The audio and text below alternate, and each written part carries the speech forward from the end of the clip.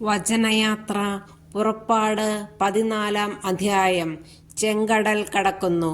കർത്താവ് മോശയോട് അരുളിച്ചെയ്തു, ഇസ്രായേൽക്കാരോട് പറയുക, നിങ്ങൾ പിന്തിരിഞ്ഞ് പിഹഹിറോത്തിനു മുമ്പിൽ മിഗ്ദോലിനും കടലിനും മധ്യേ ബാൽസെഫോന്റെ എതിർവശത്ത് പാളയമടിക്കുവിൻ. പാളയമടിക്കുന്നത് കടലിനടുത്തായിരിക്കണം.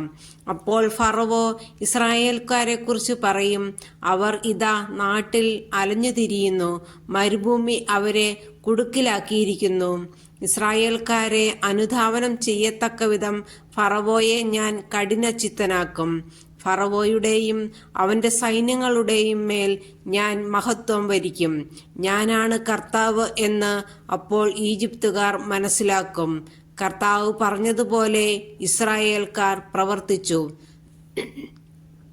ഇസ്രായേൽക്കാർ പോയ വിവരം ഈജിപ്ത് രാജാവ് അറിഞ്ഞപ്പോൾ അവനും സേവകർക്കും അവരോടുണ്ടായിരുന്ന മനോഭാവം മാറി. അവർ പറഞ്ഞു, നാം എന്താണ് ഈ ചെയ്തത്? നമ്മുടെ അടിമകളായ ഇസ്രായേൽക്കാരെ വിട്ടയച്ചിരിക്കുന്നു. ഫറവോ തന്റെ രഥമൊരുക്കി സൈന്യങ്ങളെ സജ്ജമാക്കി. ഏറ്റവും മികച്ച 600 രഥങ്ങളും ഈജിപ്തിലെ മറ്റെല്ലാ രഥങ്ങളും അവയുടെ നായകന്മാരെയും അവൻ കൂടെ കൊണ്ടുപോയി. ഈജിപ്തിലെ രാജാവായ ഫറവോയെ കർത്താവ് കഠിനചിത്തനാക്കി. ധൈര്യപൂർവം മുന്നോട്ടു പോയിക്കൊണ്ടിരുന്ന ഇസ്രായേൽക്കാരെ ഈജിപ്തുകാർ പിന്തുടർന്നു. ഫറവോയുടെ തേരുകളും കുതിരകളും കുതിരപ്പടയാളികളും സൈന്യം മുഴുവനും കടൽ തീരത്ത് പിഹഹിറോത്തിന് അരികെ ബാൽസെഫോന്റെ എതിർവശത്ത് പാളയമടിച്ച ഇസ്രായേൽക്കാരുടെ സമീപം എത്തിച്ചേർന്നു. ഫറവോ സമീപിച്ചുകൊണ്ടിരുന്നപ്പോൾ ഇസ്രായേൽ ജനം കണ്ണുകൾ ഉയർത്തി നോക്കി. തങ്ങളെ പിന്തുടരുന്ന ഈജിപ്തുകാരെ അവർ കണ്ടു. ഭയവിഹ്വലരായ ഇസ്രായേൽക്കാർ കർത്താവിനെ വിളിച്ചു പ്രാർത്ഥിച്ചു.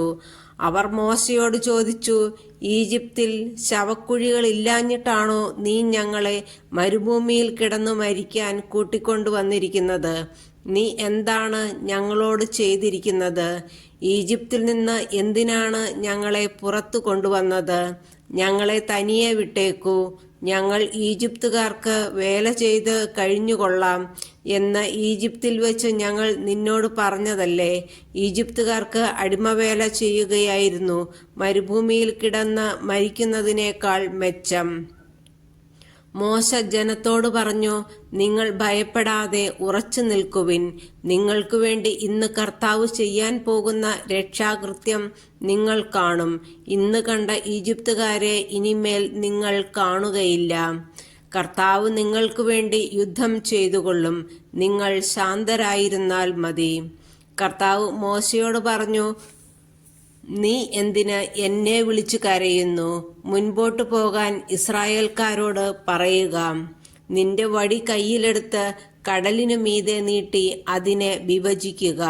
ഇസ്രായേൽക്കാർ കടലിനു നടുവേ വരണ്ട നിലത്തിലൂടെ കടന്നു പോകട്ടെ. ഞാൻ ഈജിപ്തുകാരെ കഠിനചിത്തരാക്കും. അവർ നിങ്ങളെ പിന്തുടരും. ഞാൻ ഫറവോയുടെയും അവന്റെ സൈന്യങ്ങളുടെയും തേരുകളുടെയും കുതിരപ്പടയാളികളുടെയും മേൽ മഹത്വം നേടും. ഫറവോയുടെയും അവന്റെ രഥങ്ങളുടെയും അശ്വസേനയുടെയും മേൽ ഞാൻ മഹത്വം വരിക്കുമ്പോൾ ഞാനാണ് കർത്താവെന്ന് ഈജിപ്തുകാർ മനസ്സിലാക്കും. ഇസ്രായേൽ ജനത്തിന്റെ മുൻപേ പോയിക്കൊണ്ടിരുന്ന ദൈവദൂതൻ അവിടെ നിന്നു മാറി അവരുടെ പിൻപേ പോകാൻ തുടങ്ങി. മേഘസ്തംഭവും മുന്നിൽ നിന്നു മാറി പിൻപിൽ വന്നു നിന്നു. അത് ഈജിപ്തുകാരുടെയും ഇസ്രായേൽക്കാരുടെയും പാളയങ്ങൾക്കിടയിൽ വന്നു നിന്നു. മേഘം ഇരുട്ടു നിറഞ്ഞതായിരുന്നു. അതിനാൽ ഒരു കൂട്ടർക്ക് മറ്റവരെ സമീപിക്കാനാവാതെ രാത്രി കഴിഞ്ഞു. മോശ കടലിനു മീതെ കൈനീട്ടി. കർത്താവ് രാത്രി മുഴുവൻ ശക്തമായ ഒരു കിഴക്കൻ കാറ്റയച്ചു കടലിനെ പിറകോട്ടു മാറ്റി. കടൽ വരണ്ട ഭൂമിയാക്കി. വെള്ളം വിഭജിക്കപ്പെട്ടു. ഇസ്രായേൽക്കാർ കടലിനു നടുവേ ഉണങ്ങിയ മണ്ണിലൂടെ നടന്നു. അവരുടെ വലത്തും ഇടത്തും വെള്ളം മതിൽ പോലെ നിന്നു. ഈജിപ്തുകാർ ഫറവോയുടെ കുതിരകളും കുതിരപ്പടയാളികളും തേരുകളുമെല്ലാം അവരെ പിന്തുടർന്ന് കടലിന്റെ നടുവിലേക്ക് നീങ്ങി. രാത്രിയുടെ അന്ത്യയാമത്തിൽ കർത്താവ് അഗ്നിയുടെയും മേഘത്തിൻ്റെയും സ്തംഭത്തിൽ നിന്ന് ഈജിപ്തുകാരുടെ സൈന്യത്തെ നോക്കി അവരെ പരിഭ്രാന്തരാക്കി. അവിടുന്ന് രഥചക്രങ്ങൾ തടസ്സപ്പെടുത്തി, തന്മൂലം ഗതി ദുഷ്കരമായി.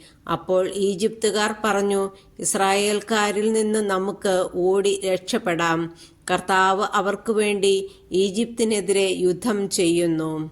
അപ്പോൾ കർത്താവ് മോശയോട് പറഞ്ഞു, നിന്റെ കരം കടലിനു മീതെ നീട്ടുക. വെള്ളം മടങ്ങി വന്ന് ഈജിപ്തുകാരെയും അവരുടെ തേരുകളെയും കുതിരപ്പടയാളികളെയും മൂടട്ടെ. മോശ കടലിനു മീതെ കൈനീട്ടി. പ്രഭാതമായപ്പോഴേക്ക് കടൽ പൂർവ്വസ്ഥിതിയിലായി.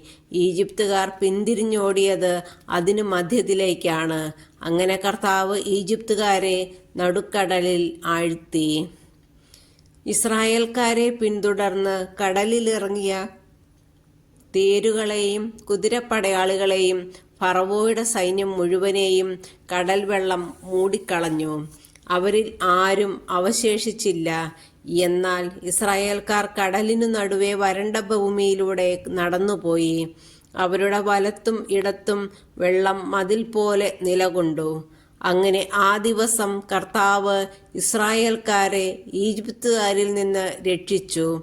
ഈജിപ്തുകാർ കടൽ തീരത്ത് മരിച്ചു കിടക്കുന്നത് ഇസ്രായേൽക്കാർ കണ്ടു. കർത്താവ് ഈജിപ്തുകാർക്കെതിരെ ഉയർത്തിയ ശക്തമായ കരം ഇസ്രായേൽക്കാർ കണ്ടു. ജനം കർത്താവിനെ ഭയപ്പെട്ടു. കർത്താവിനെയും അവിടുത്തെ ദാസനായ മോശയെയും വിശ്വസിക്കുകയും ചെയ്തു.